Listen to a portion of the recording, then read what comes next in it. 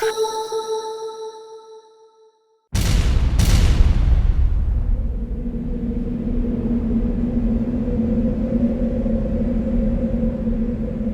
Morganville Vampires series is set in Morganville, Texas, and it's a story of Claire Danvers, who's a 16-year-old early admission student who comes and has all the usual problems of college, but discovers that the town has secrets, and one of the big ones is it's run by vampires.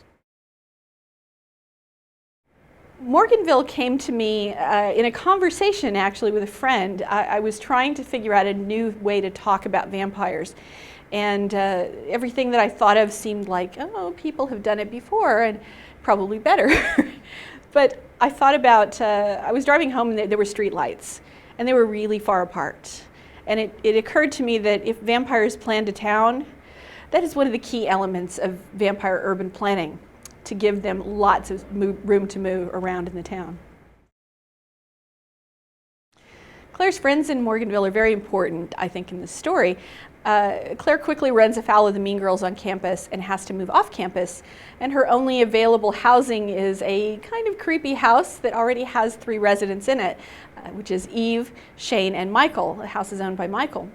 And they very quickly become this very tight-knit team who exist in this gray area between the people who are protected by the vampires and the people who are hunted by the vampires. They really are on their own. There are some very interesting vampires in Morganville. Many of them are very, very old. The town is actually more or less run by the vampire founder, and her name is Amelie.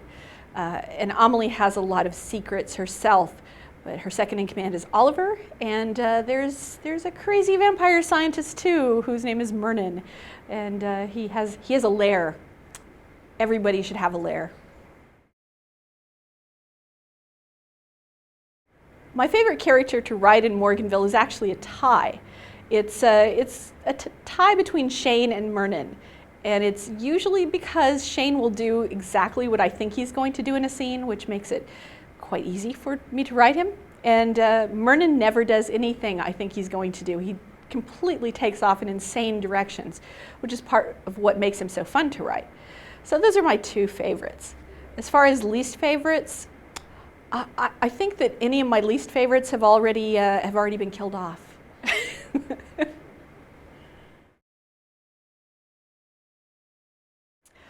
The romance I felt was very important for the series between Shane and Claire, but I didn't really want to do a triangle with a third party. It really felt like to me that Shane and Claire were meant to be together.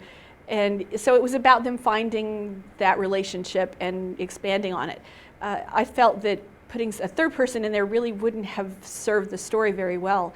A lot of people say, ooh, Mernon's the third leg of that triangle, but I think he's just fond of Claire. I don't think that he's looking to date Claire.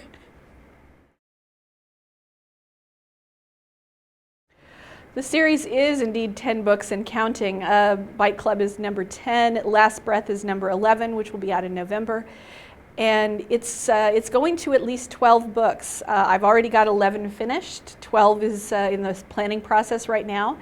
So I really feel that there's so much forward momentum to Morganville. I'm having such a good time writing it, and I can keep on writing it as long as you all want to read it.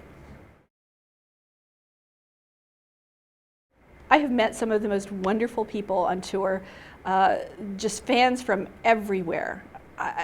The US fans are amazing, and they're so enthusiastic.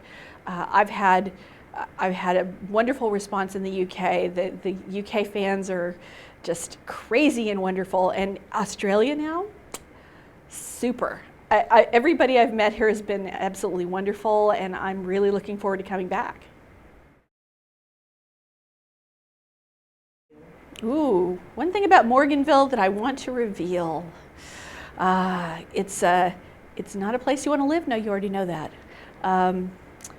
There's a reason that Morganville, Texas is set where it is, in the middle of the desert.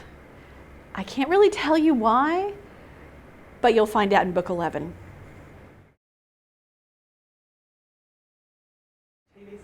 Morganville movie or TV series. I would love it if that would happen, but as always, these things are a little bit beyond the author's control. It has been optioned for film and television, and I'm very hopeful. I think the producers are doing a fabulous job trying to get that done, but I can't make any promises. I'll let you know when I know. The vampire phenomenon, I think I would call it, in especially novels, has just been amazing. I've been writing vampires in one form or another since the early 1990s. And while it's always been a strong genre, it's really become so very popular in the last 5 years, which is great because I think all of us have something different to say. Our books have a different slant on the subject. And there's just an endless variety of things to read, and I think it's a wonderful thing. The success of so many books is just raising the level of writing in the genre.